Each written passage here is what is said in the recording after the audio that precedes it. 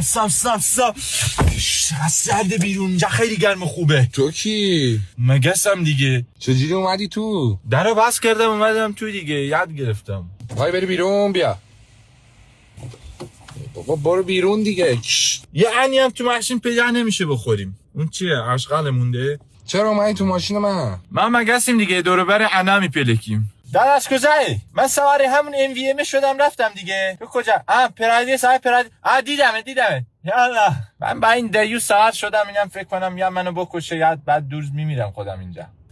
چرا این شبیه پنجره است؟ نمیتونم برم بیرون پیداست. با الان زمستون شما سردتون نمیشه؟ نه دیگه هودی مودی تنمونه. بعد ما ان میخوریم، ان گرمی بدنو گرم نگه میداره تو زمستون. چه تنهایی تو؟ رفیق نری؟ یه سری از دوستام زیاد ان خوردن، اووردوز کردن. سری دیگه هم بودن انقدر طمعکار بودن دنبال ان اینو اون بودن، خفه شدن مردن. بعد چجوری شما نصفتون خم میخورید نصفتون ام میخورید؟ قضیه چیه؟ نه داداش بی احترامی نکن. اونا پشن، اونا خونه ملتو میخورن، ما انه ملتو میخوریم. ما سرمون تو لک خودمونه، گوه خودمونو میخوریم و بعد 2 روز میمیریم. ولی اون دیوها تا خونی ملتو نکشن نخورن نمیرن. تشنمه شاش نداری بخورن. بابا بیا برو بیرون دیگه، همش اینجا انو شاش میخوای، برو بیرون. حالا خوبه یه انو شاش میخوای بدی.